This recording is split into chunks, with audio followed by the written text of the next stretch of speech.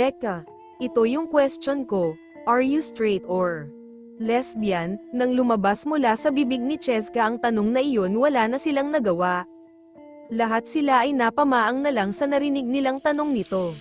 Natuon naman ang lahat ng mga mata nila sa tahimik na si Becky. Ilang minuto itong hindi umiimik, ilang minuto itong nakatingin lang kay Cheska. Hanggang sa bigla silang nagulat, nang tumawa ito ng pagkalakas-lakas. Hahaha, mga tawa nito habang namumula ang mukha na nakahawak sa sariling tiyan. Becca, ano na ang sagot mo? Hindi na makapaghintay na tanong ni Cheska.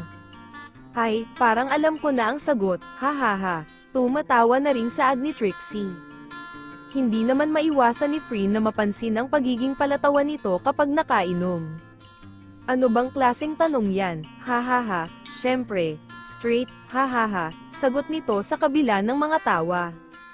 Nako, seryosong sambit ni Trixie, pasensya ka na sa tanong ni Cheska. Becca ha, nahihiyang wika nito.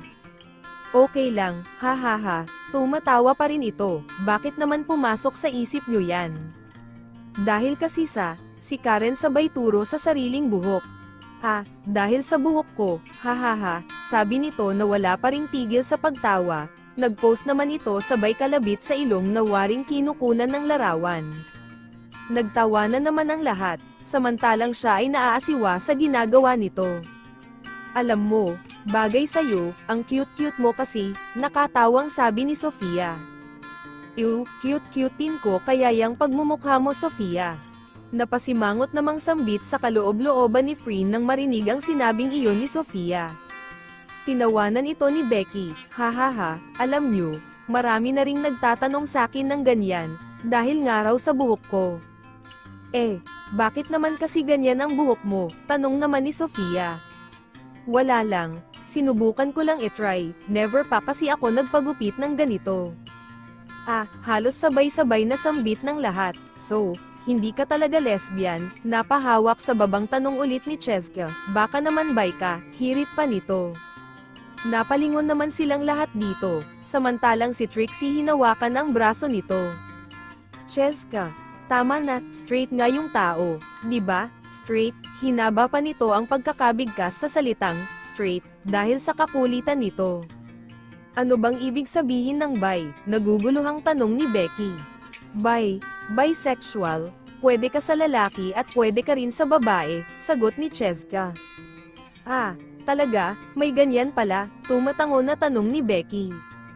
Oo, iba naman yung lesbian dahil, sa babae lang talaga sila nagkakagusto, nakatawang sabi ni Cheska. Bakit alam mo ang mga ganyan Cheska? Nagtatakang tanong ulit ni Becky. Well, ngumisi ito, cause I have a lot gay friends, nakataas ang isang kilay nito. Baka naman ikaw yung bi Cheska, pagbibiro ni Becky. Oops, no way, mas masarap pa rin yung talong kaysa sa mani, hahaha, sumilay ang pilyang mga ngiti nito. Tama, si Sofia, kasunod noon ang malakas na tawanan ng lahat. Sige na, game na ulit, pag-agaw atensyon ni Trixie. Dahil si Becky ang huling sumagot ay ito naman ang nagpaikot ng bote. Mariing napapikit na lamang si Freen nang siya ang nahagip nyon. OMG, si Freen, hahaha, nakatawang sambit ni Cheska. Hindi makatingin si Freen sa mga mata ni Becky kaya naman nanatiling nakatingin lang siya sa bote. Kahit ramdam na niya ang nahihilong ulo ay hindi maalis ang ilang niya rito. Truth or dare, narinig niyang tanong nito, pilit niyang isinantabi ang nararamdamang ilang dito at matapang na sinalubong ang mga mata nito. Truth, kahit blanko ang mukha niya ay damang-daman niya ang mas lalong lumalalang kabog sa dibdib. Hindi niya maintindihan kung bakit kinakabahan siya. Hindi niya maipaliwanag ang kanyang nararamdaman. Truth daw mahihimigan ang tuwa na sabi ni Cheska. Nakangiting napatingin pa ito sa katabing si Cheska hanggang sa ibinalik ulit sa kanya ang mga mata. Crush mo ba ko? Nakangiting tanong ni Becky. Boom, ayan na, hahaha, malakas sasabi ni Trixie. Kasunod noon ang hiyawan ng lahat, nang marinig niya ang tanong nito ay waring umalingaw-ngaw iyon sa kanyang pandinig. Nang marinig niya ang tanong nito ay waring dinig na dinig niya ang pagtibok ng kanyang dibdib. Nang marinig niya ang tanong nito ay automatikong kumulo ang dugo niya rito, at ang kapal-kapal ng pagmumukha mo, Becky. Sigaw ng kanyang isipan habang nakatingin dito, gusto niyang ipagsigawan iyon sa pagmumukha nito.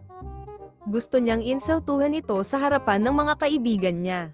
Ngunit sa huli, ay nagliliit ang mga mata at sarkastikong nginitian niya ito, hindi, mata rin niyang sagot. Oh, easy, easy, tumatawang sambit ni Karen habang hinahagod ang likuran niya.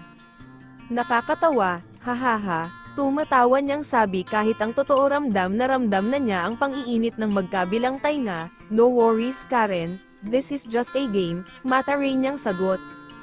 Oh, sige na, game na ulit, namumula na ang mukhang sambit ulit ni Trixie. Dahil siya ang huling sumagot ay siya naman ang nagpaikot ng bote. Sa hindi sinasadya ay si Becky naman ang nahagip ng bote. Lintik lang ang walang ganti, sa loob-loob niya habang lihim na napangisi. Becky, sumilay ang mapakla niyang ngiti, truth or dare? Truth, crush mo ba ko? Inulit lang niya ang tanong nito. Tingnan natin kung ano ang isasagot mo, sigaw ulit sa loob-loob niya. Ilang minuto itong nakatingin sa kanya, ilang minutong sobrang tahimik ng lahat. Hanggang sa, oo sana, kung hindi ka lang, masungit, kasunod no ng pagsilay ng mga ngiti nito sa labi. Boom, yan si Becca, sigaw ni Cheska, kasunod no ng hiyawan at tuksuhan na naman ng lahat. Dahil sa narinig niyang iyon ay hindi niya alam ang mararamdaman. Hindi niya alam kung may inis ba siya, o mahihiya dahil sa sinabi nito. Natagpuan na lang niya ang sariling natahimik na lang.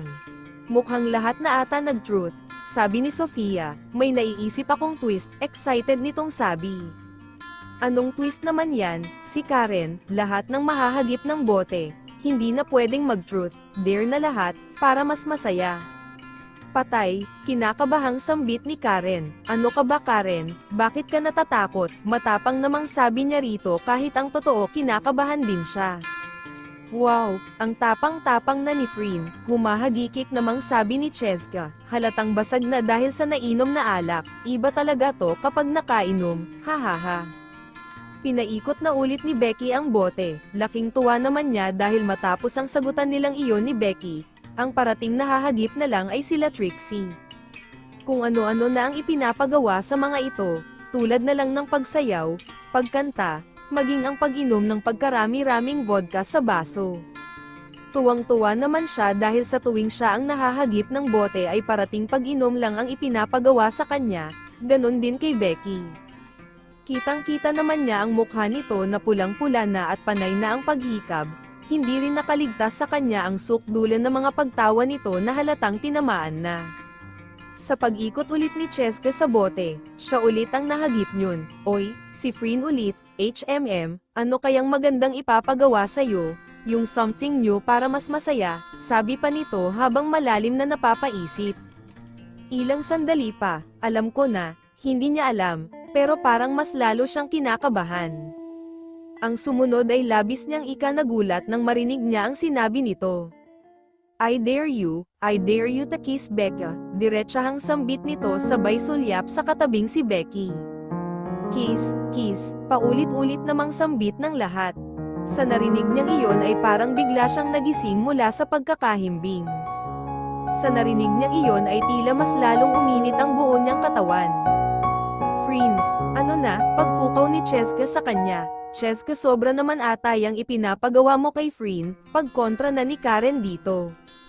Ano ka ba Karen, this is just a game, sabi nito sabay kumpas ng mga daliri, isa pa.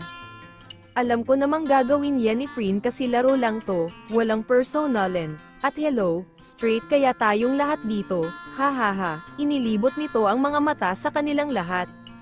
Mas lalo naman niyang nararamdaman ang pang-iinit ng magkabilang tainga. Mas lalo naman niyang nararamdaman ang bilis ng kabog ng kanyang dibdib. Di ba Frin, pagpukaw ni Cheska sa kanyang isipan. Kahit na naririndi siya sa ipinapagawa nito at kahit na kinakabahan siya ay pilit niyang itinago ang lahat ng mga iyon. Matapang niya namang sinalubong ang mga titig nito. Magsasalita na sana siya nang maramdaman niya ang kamay ni Karen na humawak sa braso niya. Frin, Sambit nito, ninisihan niya ito sabay tango rito. Sapat na iyon para makuha nito ang ibig niyang ipahiwatig. Ibinalik naman niya ang mga tingin kay Cheska. Game, masigla niyang tugon. Yan ang gusto ko sa Friend, palaban, hahaha, sigaw pa nito.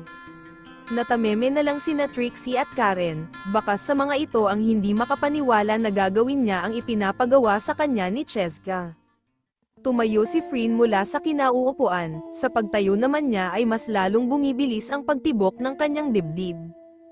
Waring isa iyong tigre na nagwawala at hindi niya maintindihan. Waring kasing init naman ng kumukulong tubig ang pang-iinit ng kanyang tainga. Lalo na nang unti-unti na siyang naupo sa harapan ni Becky. Lahat sila Trixie ay tumahimik, lahat ng mga mata nito ay nakatuon lang sa kanilang dalawa ni Becky. Ready ka na ba, Becky? Seryoso niyang sambit habang nakatitig sa mukha nito. Sa halip na sagutin siya nito ay nanatiling nakayuko ito. Sumilay naman ang pilya niyang mga ngiti sa labi at unti-unting iniangat ang mukha nito gamit lang ang isang daliri. Kitang-kita niya sa mga mata nito na naiilang at nahihiya sa gagawin niya. Kitang-kita niya sa magkabilang pisngi nito ang pamumula ng mga iyon, pilit naman niyang hindi inalintana ang kaba sa kanyang dibdib, pilit naman niyang ipinapakita sa lahat na hindi siya apektado sa gagawin niyang paghalik dito, nanatiling tahimik lang ito, unti-unting napadako ang mga mata niya sa mapupulang labi nitong bahagyang nakabuka, napapikit siya, at unti-unting inilapit ang mga labi.